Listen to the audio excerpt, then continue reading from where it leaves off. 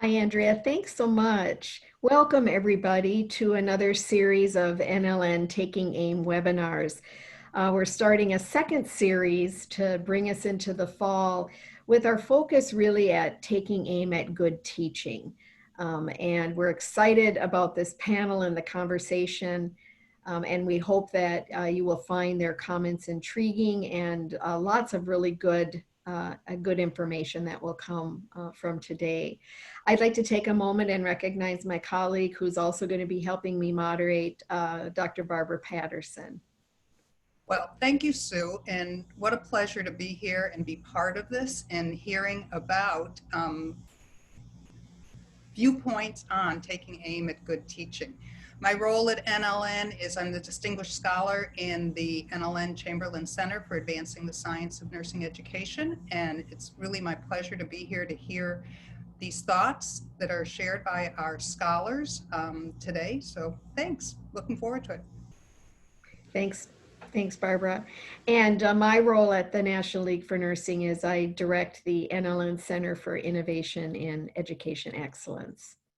So to give you a little bit of a background as we begin our conversation today, our panelists will be speaking to some issues that have come up in the media. We've all been seeing media either through Twitter or the Higher Chronicle or Inside Higher Ed, lots of interesting conversations that have emerged focused on this notion of what happened to us in the spring.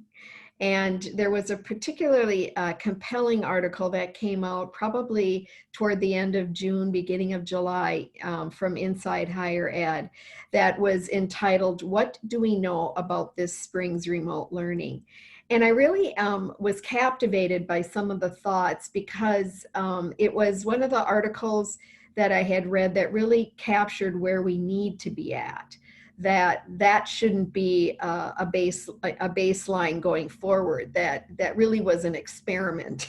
And so I think the piece that we took away from that was a series of questions that we posed to this panel for them to consider some of the key points. And some of the key points that the article raised were, did less learning happen?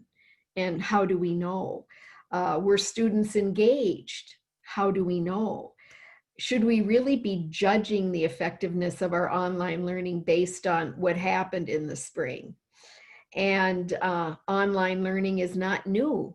It's been in vogue for two decades. And then this whole notion of learners demonstrating learning and the notion of online learning and the faculty development needs that should be supported by leadership.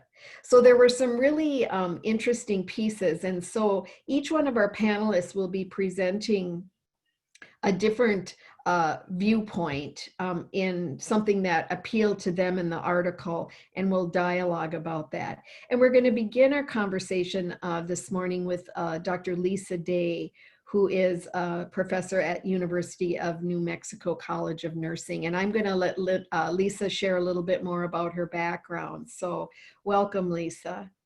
Thank you, Sue. Thank you. I'm very, very happy to be here taking part in this webinar. And I'm very happy that so many people have joined us. I think as we sort of reflect on how the teaching and learning went after we had to make that shift in the spring to go remote, I think the article that you point out made a distinction between this sort of emergency online learning versus true sort of online education, emergency remote learning versus true online education, which, as you described, has been in place for many years. And we have some very good evidence about best practices around online teaching. I want to talk a little bit about the technology, access, and equity in higher education in general. And I think this is a really, really important thing for us to focus on as we look at what's prompting us to take stock of all this. The pandemic, right? COVID-19 created a pandemic. And this pandemic really exposed the poor state of public health in our country. So we're sitting with very poor public health infrastructure. It also exposed a dire state of inequity in the US, or re-exposed this. Who's most affected by COVID-19? It's poor people, people of color. Here in New Mexico, it's mainly people living on tribal land. So Native Americans are very, very much affected by this outbreak. So I just want to talk about how technology can give us more access, but it can also give us less access. And I want us to think about how, as we make these shifts to online learning and we're finding, my gosh, this is working. Wow, we can actually record our lectures instead of spending time in class doing lecture. We can use class time to actually engage students in some thinking, right? Some thinking exercises. This is all great stuff, but I don't want us to lose track of who we might be leaving behind as we move all of this to a remote platform. So it also, the pandemic, and as we made this shift, what people call the pivot, right, to remote learning, this is great. We made this great pivot and we all made something happen, right? We all continued our spring semester and finished it out, and then we're making plans for fall. Some of us have been teaching this way all through the summer, but it also exposed some weaknesses in our technology and gaps, serious gaps in access to these technologies. I've been participating in these panel discussions via Zoom. I've done a few of them now. And in each one, there's always been some technical glitch. There's always been some loss of audio or lost video. Someone drops off unexpectedly. So I think we sort of expect more of technology than it can actually deliver. So we have to plan in a lot of contingencies when we're using technologies. The other thing about technology is that we also think that it replaces what it pretends to replace, and it really doesn't. Cognitively, when I look at you on all on Zoom feeds, I'm cognitively trying to fill in the gaps because it's not like 3D real life breathing the same air. It's lacking something. And this has been in cognitive science. We know from evidence from cognitive science that it's exhausting to do this. And this is why we're all sort of just sort of dead after we do these Zoom sessions. When I was at Washington State University, I was there when we made this pivot to remote learning, and all the meetings went to online. And it's exhausting to go to meeting after meeting in a Zoom format. It's actually in some ways more beneficial to not have the video feed, because then your brain isn't constantly trying to fill in those gaps of expression and the nuances of body language that you're missing. So to pretend that this replaces face-to-face interactions, I think, is somewhat dangerous and just not true. It's just not replacing that in the same way. It's replacing it with something. Yes, I'm glad we're able to be together here, even in the midst of a pandemic, and we're all safe. And that's a wonderful thing.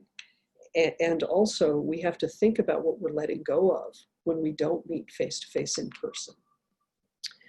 And then the access issues. So the technology, I think we expect more of the technology than it can actually deliver. And then we also assume there's a certain level of access among our students and faculty. And I think that doesn't necessarily exist either. And I wonder, who are we leaving out? We talk about bringing diversity into nursing, into the nursing workforce. And I wonder, with moving to this online remote learning, who's left behind with that? And I'm just the most extreme example of this is, again, on tribal land in the Southwest. There are a significant number of people who are living, families and individuals who are living without electricity or running water. So I don't know how they're going to gain access to this technology. So, we're excluding them in some ways. We're not inviting them in when we move to this technology that relies on electricity and a good internet connection. So I want us to think about academic spaces and how historically this is an idea from critical race theory, bending this space, right? How do we bend the space? Academic spaces have been white spaces historically and continue to be primarily white spaces. How do we work to ensure that whatever learning environment we're teaching in, whatever that environment is, whether it's online, in person, we work to ensure that this environment invites marginalized voices, those voices that have been historically silenced in our midst. And how do we create open, comfortable space for all to have access? And I don't know, short of improving the technology, short of doing some community building and various things to bring these technologies to remote areas. The other point of access I want to point out is even if we have a good internet connection and electricity to run it, we may not have the home environment that's conducive to learning. If I'm responsible for caring for younger siblings or my own children, and they can't go to school, they've got to be at home learning themselves, they need a lot of guidance. How am I supposed to attend classes that are brought to me remotely, that are brought to me via Zoom technologies? So how do we create spaces? How do we be flexible in our delivery so that we can make sure all of our students have equal access, equitable access? And this brings us to the last point, which is about equity and how do we create equitable spaces, create spaces that allow for the same level of learning, the same quality of learning for everyone involved. And this is difficult, I think, given all of the limitations we have with the technology and with access. When I moved to remote delivery of my course at Washington State University, I met with a number of students via Zoom who had questions. They wanted to attend office hours. They wanted to make appointments with me individually. And I took many meetings via Zoom where students were in their cars parked in a parking lot where they had access to internet. They had a reliable internet connection. One young woman was in her husband's body shop, in a car in her husband's body shop, because that's where she could get reliable Wi-Fi. So how is that conducive to learning if that's where she's actually participating in courses where she's taking exams? Perhaps it's fine, you know, but it's just sort of an unknown. And that's important to think about, you know, what do we know about our students' home lives? I sit in a class at Washington State. I had a class of 120 students. 60 of them were in person with me in class, in the classroom. And then another 30 were remotely fed through a video from a distant site, and another 30 from another distant site. So I've been using this remote technology all through my teaching for the 3 years I was at Washington State. And the students who are brought in remotely, they really don't have a very satisfying experience. I go out to those campuses. I drove to Yakima. I drove to Richland in the Tri-Cities area to be with those students in person at times through the semester. And me just showing up on campus in person made such a huge difference for those students in terms of their motivation. They participated much more in the discussion when I was there in person. So how can we be better at bringing students into the discussion when we're on a remote feed like this? It's difficult. And then how do we use things like discussion boards to allow all voices to be heard, to encourage that kind of sharing? Yes, people have been teaching with online technologies for many years. And there are good practices in terms of making sure we have presence online, making sure we have a community built. But there's a lot of effort that has to be put into this. And if teachers have been teaching primarily in person, to make that shift, I mean, we all did an amazing, amazing job in terms of making that shift to remote delivery. And we could be so much better with it if we had more development, if we knew more about the technologies that are available and what the shortcomings and benefits of each of them are.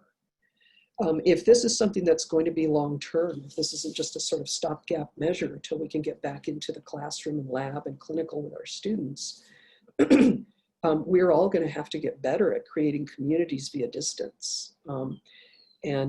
And also thinking about how can we bring back face-to-face safely. because I think there is some benefit to that we can't replicate through remote technologies, using technologies for remote delivery. I think I want to just sort of conclude by drawing our attention to the climate right now in our country. We know we have a pandemic going on. We also have Black Lives Matter in the streets, protesting violence in communities of color.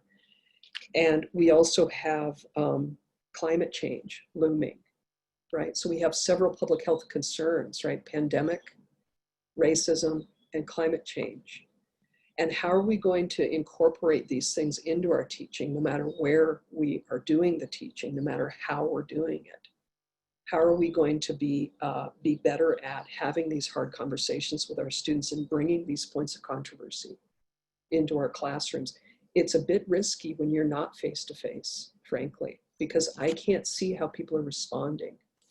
I can't see a student in the back troubled by what I just said, struggling to figure out how to respond to it. So how are we going to incorporate all of this, have those difficult conversations about racism in healthcare, racism in education, when we're in this kind of remote situation? So I'm going to conclude with that idea and invite the panelists to respond. Thank you, Lisa. Boy, really some thought-provoking ideas for us to consider and contemplate. Not that they weren't there before, but boy, raised with this pandemic and our isolation from one another. You made one comment that I'll start with, and I know we have a couple, one question that popped up, but one comment that you made to me that I thought was really intriguing is your comment about the cognitive impact of being on your computer and having to process, you know, and as we think about some of today's neuroscience work that's being done in education on cognitive load, how is that impacting learners' abilities? You know, as we think about material we present to our learners and in what format we're presenting them, how much cognitive dissonance are we purposely creating, and how much cognitive load already exists that the learner has to process that's going to get in the way of their ability to even take in new learning. And I thought that was a really compelling point, because we should be, if we aren't, we need to be thinking about that cognitive load. The cognitive load and also the emotional load. I mean, if controversy comes up, I recorded some lectures for my upcoming fall semester, and I realized I made mention of the Black Lives Matter movement. And I realized that if a student is alone in their room listening to this, who do they have to bounce off of when they have a reaction to what I've said?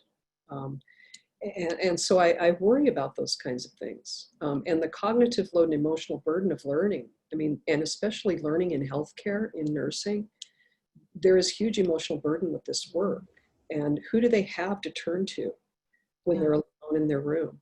So creating things like chat rooms, like small group video sessions for students to have access to their classmates, meeting in person, not in person, but meeting live with real time, not doing everything asynchronous, but having some space where you're together as a group and then dividing them into smaller groups to interact. I think these are very, very important strategies to relieve that kind of burden. I think being able to just ventilate, just say, turn to your classmate and say, what did she just say? That's so important for learning. Thanks, Lisa.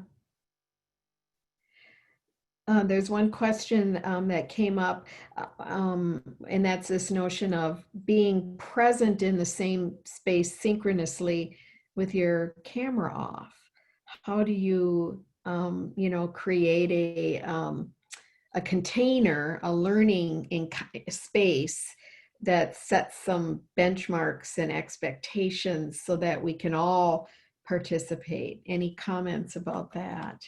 Yeah, and that comes down to the technology again, because we had so many glitches with the audio feed and skipped, and then the audio would cut out. And what we heard from our tech support people is turn your video off. Yeah. You'll have better audio, right? So that's what I'm talking about. It's like we expect more of the technology than it can deliver, right? So I don't, it's like, well, and then I get students coming to class with just their name showing. Well, they don't have reliable video, internet connection necessarily. They're burdening it too much by doing video feeds. So what can we do? And how do you level that? I mean, because then there'll be the skeptics out there that say, well, that's an easy fallback for turning off my camera. I need to be able to hear. So, it's all over the fence, but a consideration for the way in which you bring learners together in a space and acknowledge some of the technical difficulties and set some guidelines for how we're all going to try to make the best of this space that we're in together. Yeah, and making sure that we don't just acknowledge students who are on video feed. Yeah. That we have a way of bringing in those who are not doing the video. So to keep them engaged and keep them part of the community. Yeah, absolutely. Thanks. Thank you. Barbara, any thoughts on your end of things that you're seeing? Well, absolutely have thoughts. Lisa always challenges my thinking, particularly when she throws in a little theory there. So, but I think I'll wait to ask my question. I think I'm going to hold my question, and we still have 2 more speakers, so I'll wait. Okay, excellent. Thank you. All right, well, next we're going to transition to, and it's really a nice transition when we think about technology access and equity, to Dr. Jenny O'Rourke. Jenny is going to be talking about talking with us next, and she is from Loyola University, formerly Associate Dean for Graduate. And as I'll let Jenny go from there to introduce herself. Welcome, Jenny. Thanks, Sue. First, I'd just like to say thank you to NLN for leading what I would say in a time of uncertainty, and kind of reminding us that the delivery of good teaching might look a little bit different right now in this pandemic, but the design and principles of good teaching are stable. So in reading the Inside Higher Ed curriculum assessment document, it challenges this notion that online teaching is a revolution. High quality online teaching, as we all know, is not new. We are at least 2 decades into valued-centered instructional learning. We have guiding principles that are based on rigorous education and pedagogy. Despite that, though, as the slide suggests, that this spring might have been called an experiment or novel moving online, and I would say really no, it was an emergency remote learning experience, as Lisa and Sue cited earlier. So how are these different? Well, online learning requires a much more intentional approach, right? We have to ask questions such as, what are the goals of a course? How can these be achieved using maybe an online tool and teaching method? But we really need to look harder at our teaching habits and assess whether these really meet the needs of our students optimally. Many of you have probably asked yourself, how did we do this spring? How did I do as a teacher? How did our school and university do? And what changes am I going to try to make this fall to adjust? In this spring, at the onset of the pandemic, NLN and some other key organizations asked for assistance in compiling examples of resources that could be used, kind of almost as a stopgap, given that many students were temporarily or permanently shifted out of clinical or the classroom. And as an NLN simulation fellow, I was fortunate to be able to assist and provide some vetted resources for faculty. However, what we learned when we shared these resources is that faculty were just desperate to take these resources and implement them. And they really weren't thinking about the fundamentals of good teaching. And what I mean by that is they were looking, they rather than looking at their program outcomes or their course outcomes or objectives to guide this activity, they were trying to retrofit their objectives using a virtual simulation or a resource. Really just not ideal and good practice. Next slide, please. So I would like to remind everyone that pedagogy is not kind of an ancillary or optional part of conversations when we talk about online teaching. It's absolutely the backbone. I am fortunate to be a Quality Matters, Certified Quality Matters Higher Ed course reviewer. I received initial training at my university. We have a master trainer at Loyola, which is we're very fortunate to have. And he has helped to train also our instructional designers, which we are also very fortunate to have at Loyola. But I completed some additional training. And I will tell you that I thought I was a decent teacher, but after doing this Quality Matters, it really has allowed me to become a better teacher and then also to help mentor others. So Quality Matters is about the design of a course and not the delivery. And this is a really important distinction because if you have a well-designed course, then regardless of how you shift that course, the delivery of that course, it should be less daunting. So there's 8 principal Quality Matters standards. These are course overview and introduction, the learning objectives and competencies, assessment and measurement, instructional materials, learning activities and interaction, course technology, learner support, and accessibility and usability. From these 8 standards, there are 42 substandards, and these can be used by faculty to design a course, whether online or hybrid, and then if you choose then to evaluate that course. A key emphasis of Quality Matters is on alignment, and this is again where we go back to the objective. So look at your program objectives, your course objectives, your module objectives. They should all be aligned. And then you need to match those to your assessment metrics, your course materials, your learning activities, your the interaction, the engagement with your students, and then with the technology that you're using. Like many of us, and I am certainly one of those, way back when I started teaching, I kind of learned how to teach by doing and watching. But universal principles are really fundamental to understanding good teaching, regardless of the context. 2 areas this past spring that I have heard from colleagues that they struggled with.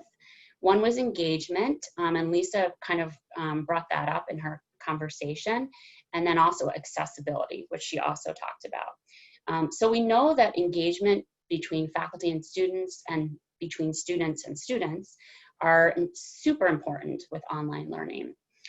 In the spring, it was really difficult to know how much time we should spend in synchronous versus asynchronous.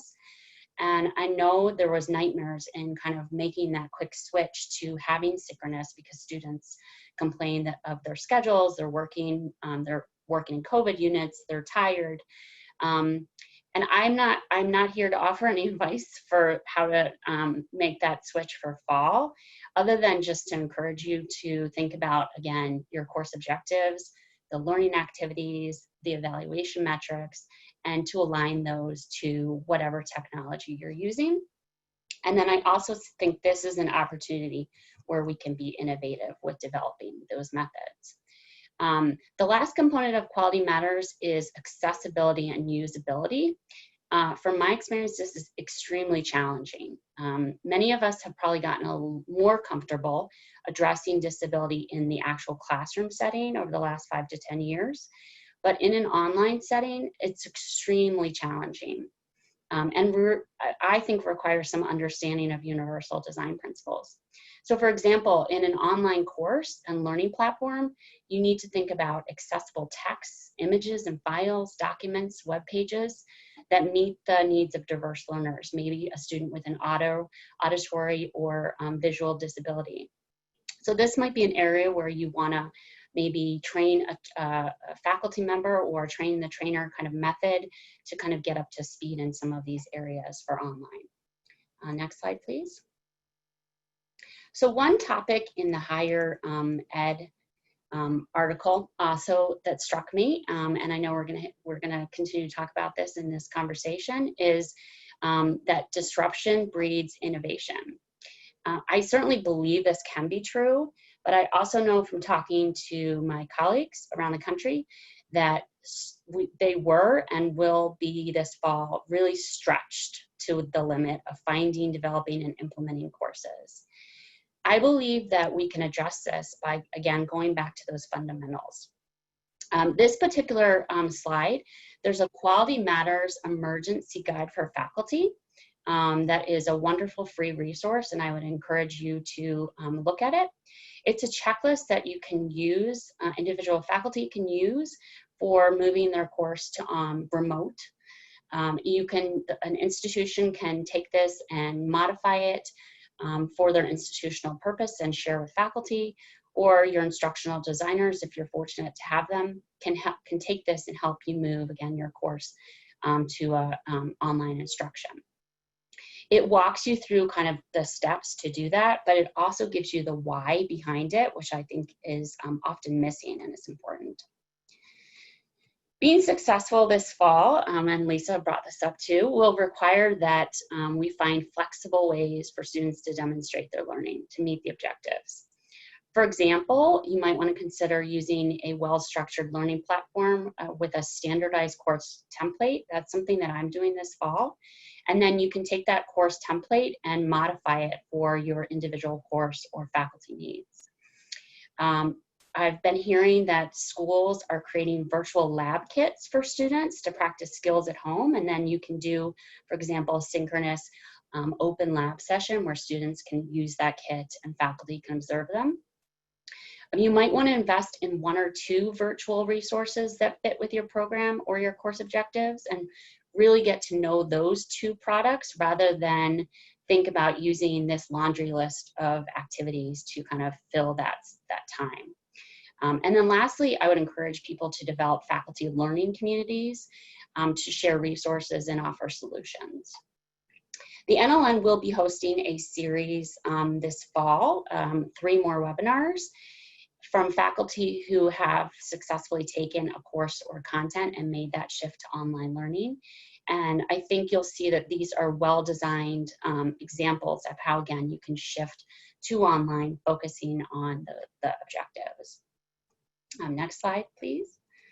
So I'd just like to briefly end by reminding us about the importance of the human element in this shift. I read another higher ed article that I've put the link on this slide here that they asked faculty what has changed in your teaching as a result of the pandemic. And the universal response was that we needed to manage student and faculty expectations, but more so the emotions related to this shift. One professor said, quote, first talk to your students. What do their lives look like now, and how can learning complement rather than complicate their new reality? Second, we should be engaging with students during this crisis. The pandemic, fingers crossed, is unlikely to last forever. So while this is with us now, we should be helping our students understand how their field that they're in can help to resolve challenges that this pandemic is causing. So whatever courses we teach, 2 things should be true, according to this faculty person. Number 1, we should teach students and we should listen to them and design around their capacities, not ours. And 2, our fields have something to offer, specifically nursing, for a world in crisis, and our students are the future of our fields. Another faculty spoke to the importance of emphasizing equity to try to reduce learner anxiety. So for example, at her university, they found they were relying too much on synchronous and recognizing that this was a disadvantage to students, as Lisa said, who don't have, maybe don't have infrastructure, or their internet infrastructure is poor. They're sharing devices with multiple family members. The bandwidth is not consistent with a Zoom. So these are really important things to consider. And lastly, another cited that we must shift from thinking that quantity equals rigor. And I think this is really important.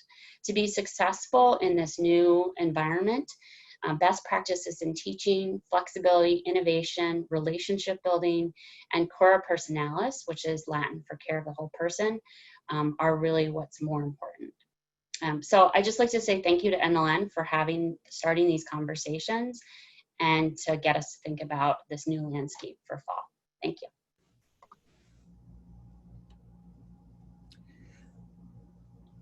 Go ahead, Barbara. Oh. Well, there were a couple questions posed, Jenny, with respect specifically to clinical, which seems to be our area of concern, and how does Quality Matters kind of address experiential learning, and one person noted that so much is hands-on learning. So how do we address that? If you're familiar with, there's guiding principles in simulation, if we're specifically talking about, replacing clinical with simulation, and there are guidelines and standards, just kind of almost a mirror for Quality Matters. There's the same thing, the ANEF standards for simulation, that really follows this rigorous, what you need to start with a pre-brief, then you have your activity, you use your debrief. So if you're following those principles, you really can't go wrong. And so if you're taking a clinical experience and moving that again into a simulated environment, you think about your objectives. It's driven by your objectives. It again might look a little bit different, but you can use the technology and the delivery to still assure that the students are meeting those outcomes. Thank you. I think the other piece that I kind of wanted to bring attention to also was this notion of really it gets down to design, and are we teaching in a vacuum so that we just try to take what we did in the classroom and replicate it online, somewhat oblivious to whether that particular time frame teaching online or teaching in the classroom even had a lesson plan. Was there a lesson plan associated with what the faculty was intending to do in that time period that was transparent to the learners, so the learners knew how to prepare for that learning encounter and what the takeaway was going to be? And the takeaway really should, like you said, align. It's a class learning outcome that aligns to maybe meeting one of the course outcomes, that aligns to meeting a level outcome, and then to a program outcome. I think there's so much lost with faculty understanding that they aren't teaching in a vacuum, that they have one piece that has impact on the whole curriculum. And the map is decided. We can't change that. We can only use our innovation for the period of time we're in with our learners. So I think that's a solid principle, and I think sometimes that just gets forgotten. And so important because it does link to thinking about outcomes as well. All right. The other component is disruptive innovation. How are we going to take and make and turn this around to help us move forward with some positive insights? And I'd like to welcome to our conversation Dr. Angela Amar, who is Dean at UNLV, and I'll let Angela continue with your introduction. Welcome. Hi, everybody. Thank you for having me here, and I'm very excited to be a part of this panel and to be with such great fellow panelists. I'm the Dean at UNLV School of Nursing, and part of what I really love about UNLV is that we are a minority serving institution. So we have a significant, we're designated as a Hispanic serving institution. And then we also have a significant portion of Asian Pacific Islander students. And so it's probably my first institution that I've been at that has been a majority minority institution. And Las Vegas itself looks like when we talk about the changing demographics of America, Las Vegas is already there. So I was really impressed with this school where the students here are thriving and doing well, where oftentimes in other places where I'd been, the students who were in my student body were the ones who were having trouble. So it was a nice shift. And I think that there's lots of potential to sort of change the national dialogue about what we say about diverse students, first generation students, minority students, this whole thing, and sort of say that there is lots of good and lots of ways we could do this better. So Congressman John Lewis, everyone knows, recently died. And Congressman John Lewis spent most of his life talking about getting in trouble. And he talks about as a little kid learning that you should stay out of trouble, and that he spent his life getting in trouble. And he made this distinction between what's good trouble and I guess what's bad trouble. And for him, it was if you see something that isn't right, you should disrupt it. You have an obligation to disrupt it, to make change, to challenge the status quo. When we think about nursing and where we are, very little's changed from what we've always done. Most of us were educated in a very similar way, regardless of which decade we were educated, and most of us are continuing with much of that. So when we think about disruptive innovation, it really gives us an opportunity to sort of challenge the status quo, make good trouble, and make change. So I always say that. I remember going away to school and people telling me all this stuff about the gypsy taxis. But if someone had said to any of us 8 years ago that we would be getting into this unmarked car where the person already had our credit card information and already knew where we were going, who'd believe it and who would do that? But yet here we are, that's Uber. And who thinks about taking taxis as much? We're all calling a Lyft, we're all calling an Uber, and they really have disrupted the paradigm. And so when I think about nursing education, the Carnegie report that Lisa was a part of that really looked at clinical education and lots of pieces of nursing education talked about potential opportunities for change, could have been a catalyst for change. I think that this last spring, though, with COVID and all the other things that intersected within last spring, gives us this opportunity to think about what might we do differently and how might we upend stuff. So in spring, we had this rapid shift where most of us had a few weeks, sometimes 1-2 weeks, to sort of move everything to remote instruction. And everyone did that. It was an emergency. We had to. Can remember at that time saying to my faculty, this is not business as usual. We are in a very different situation, and we've made a commitment to students to educate them. And so we're going to honor that commitment, and we're going to educate students. And I need you guys to also to take care of yourselves, to take care of your families, recognizing that all these people with young kids were suddenly at home with kids. Homeschooling looks very differently based on which district you're in and who's doing this. So some people had kids sitting at computers all day with teachers. Some had work that they had to do. So it was a very trying time, very disruptive time. And yet we all did this. We all finished this semester. We all graduated students. We all found a way to make this happen. I know that faculty have spent time in summer anybody reflecting on what was done. And I know that people have made change in summer. And I know that people are planning changes for fall, depending on what your fall looks like.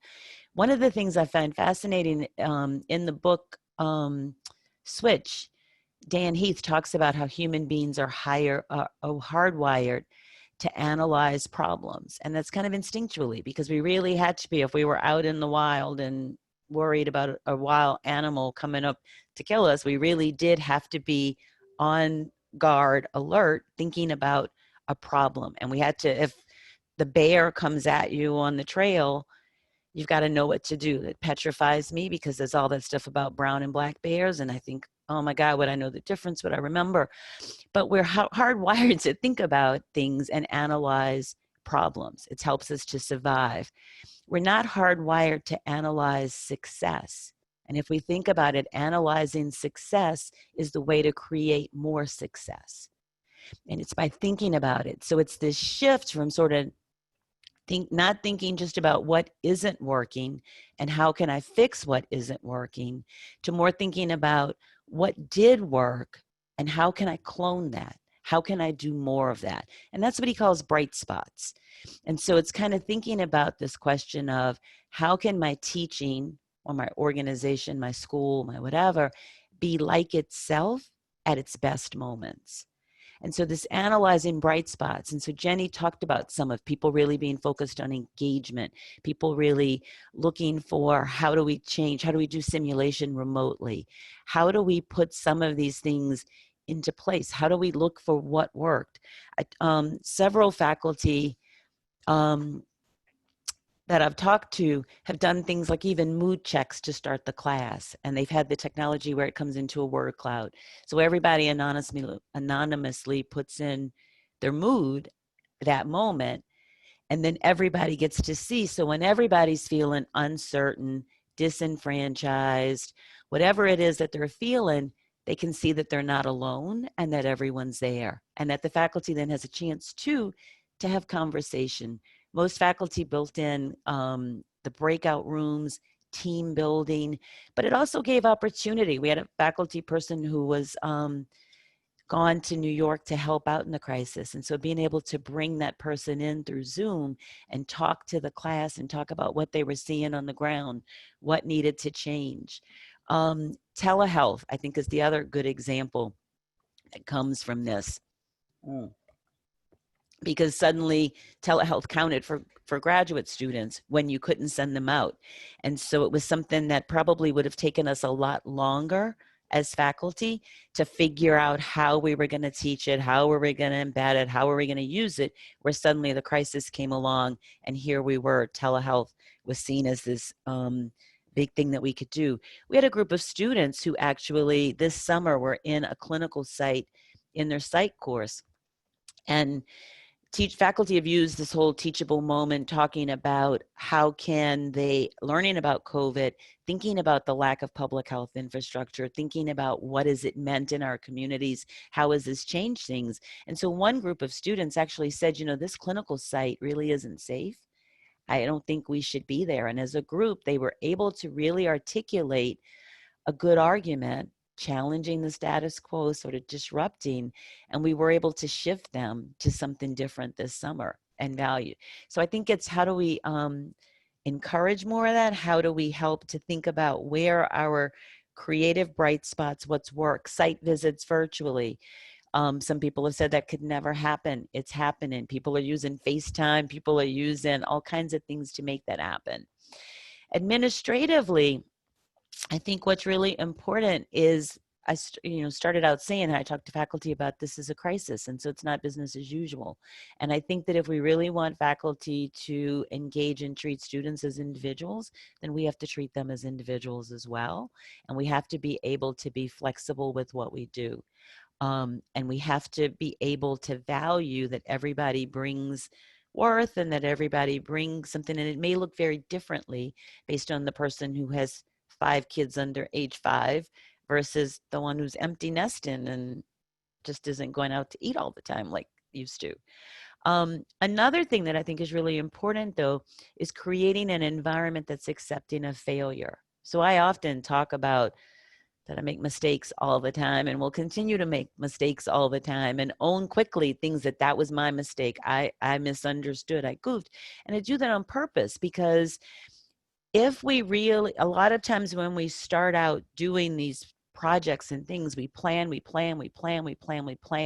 by the time we pilot it, it really isn't a pilot. It's really the demonstration because we've done so much planning.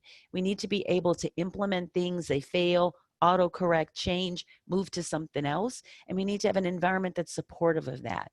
And that again goes back to that whole, how do we get to success and how do we change the paradigm from what we do? So implementing things sooner, encouraging this sense of failure, because failure is part of how we learn. We do stuff wrong to learn how to do it right. And often our environments are so set up that we have to do everything exactly the way it should be and the way we think it should be, that we don't encourage this notion of failure. Fostering this sense of inquiry where people have this freedom to be curious, to think, to challenge. And then the other piece I think that's really important is creating, we always talk about safe spaces, and safe spaces are important because they enable people to feel trust and feel valued. But there's also this notion of creating brave spaces. And brave spaces are spaces that people willingly go into saying, I'm here to learn, I know I don't have this. And I think that when we think about all of the racial strife that's going on now, the injustice, the inequity, means that there really is some need for some hard scrutiny about who we are as a profession, where our lens is shaped, which often comes from the lens of the faculty of a middle class, white, heterosexual, female, middle-aged, I would say, kind of lens, which is not the lens of the students, which is not the lens of all of our population. And so creating these brave spaces where people really know that I'm going to be pushed and challenged, but it's the only way that I can really acknowledge my biases, acknowledge the things that need to change, and be able to make this space equitable, and to be able to think about all the ways that we can eliminate injustice in health, the health disparities that we see, the social determinants of health, which are also social determinants of education. They apply in the same way. And so creating those spaces where people can do this, fostering this sense of inquiry, sense of failure, all the things that as administrators and people who guide the culture that we can do that help to create the changes that we need. So I'm going to stop and thank you. Thanks so much, Angela. Those are wonderful. All three panelists, just really thought-provoking comments. I wanted to double click on a couple of things you said, Angela, that I think are right in line with some of the things we're hearing that come to us from the field of education. And that really is, you know, the information we're getting out of the Horizon report. Which is a publication that's comes out of the EDUCAUSE Association. And this is made up of higher ed, technology, business, people that are really taking a look at trends that are impacting higher education. And we as nurse faculty and educators, both in practice and in the classroom, really need to be thinking about. And two things that I think are so important is this creating the opportunity to fail. And that's done experientially for faculty with learners. Create opportunities for them to fail forward in such a way that they're experiencing failure at trying something, but in an environment that allows for that, and that their first failure isn't in real life, that they have the chance to do that. And so more intriguing learning activities, whether it's in the classroom, in simulation, in projects where they're working with real business or real clinical agencies, trying things and not having them work. At least in some of those situations, they get the opportunity to pick themselves up and figure out, okay, what didn't go well, what really went well, and pushing that forward. And so I so appreciated that comment, as well as the one about fostering curiosity and inquiry. And as we think about that, the only way we can really do that is by us as faculty quit lecturing and asking questions to get ideas from our learners. How are you seeing this information? If I give you this situation versus this situation, how do you see the differences and why? I mean, just so that they begin to sort of develop that need to be curious about how they know or don't know something. So I'll stop there. If you have any comments to make to that, or if any of our panel members want to make some comments. No, I agree. I think the one quote that always sticks with me is that you don't need data to change the status quo, or to remain the status quo. Sorry, I said it backwards. You don't need data to continue the status quo, which is interesting because once we sort of arrive somewhere, you're stuck. And so I think the whole of having students really have to think about pros, cons, and why we do what we do, and is it okay? And sometimes, you know, I've seen clinical, like questioning students regardless of whether they're right or wrong. Because a lot of times if you only question why are you given that or what are you doing when it's wrong, that sets a different dynamic than if you question them all the time. And so that they get used to having to defend and speak and say those answers, that then means they're learning more. And I think, yeah, the spirit of inquiry to me is just the way innovation happens. Thank you. Barbara? No, I'm just thinking, any other thoughts from Lisa or Jenny with respect to what you've heard that you'd like to add? I certainly have questions, but I would love to hear if you have any other thoughts. Well, just one other thought, Barbara. I think both Jenny and Angela, amazing insights.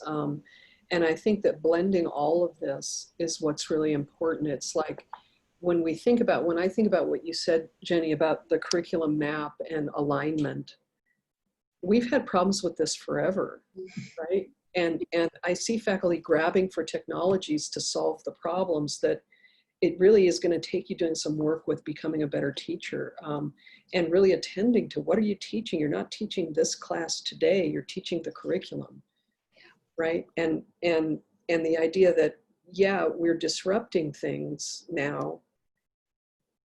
And I hope, like I said before, this disruption really takes hold and can really help us learn to be better at what we're doing. Yeah, absolutely. And I would just caution that we don't jump to be using all of these virtual resources, simulation as a replacement. There certainly are phenomenal simulations, but you know, they shouldn't be just the alternative in this environment. We really need to be a little bit more innovative, I think, this fall, and again, remember those objectives. Any teaching activity can become a means to an end. And, you know, you're going to get out what you put in. And so if there wasn't much thought put into why you're doing this and how you know there's a takeaway, that's what you're going to get is nothing. And so there's some, you know, prudent thinking that needs to happen, and some serious, do I even know what to expect at the end of my time on Zoom? You know, am I going to get out what I expected to get out? Questions that really make us accountable as an educator. So one thread I heard through all of the panelists was the idea of equity and opportunity. So I don't know, any further thoughts on that with respect to how do we, in this environment, provide equity? And what opportunities do we have? What do you see as opportunities?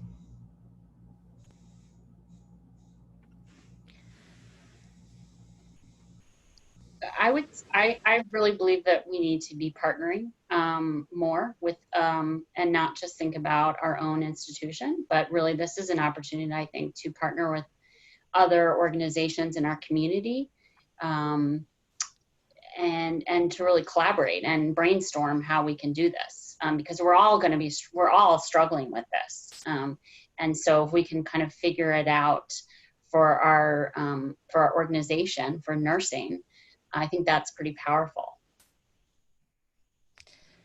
Yeah, I agree. I think this is the time to sort of think through all of our policies, our processes. I mean, there's been a lot of discussion about this whole thing of students turning on cameras, not about students' environments at home and what that looks like. The proctoring, the remote proctoring, some of the facial recognition software that doesn't work as well on people who look like me, which then creates a whole nother level of stress with an exam. That's sort of why.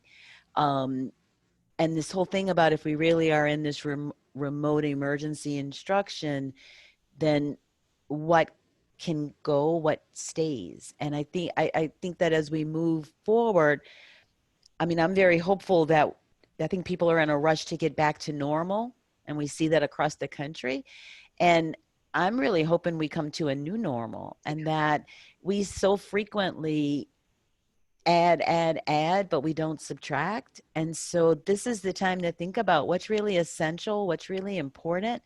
Why is it just because it's what we all did and what we've always done, so of course we have to do it? Or is there some reason? I think the busy work that we give in nursing, why?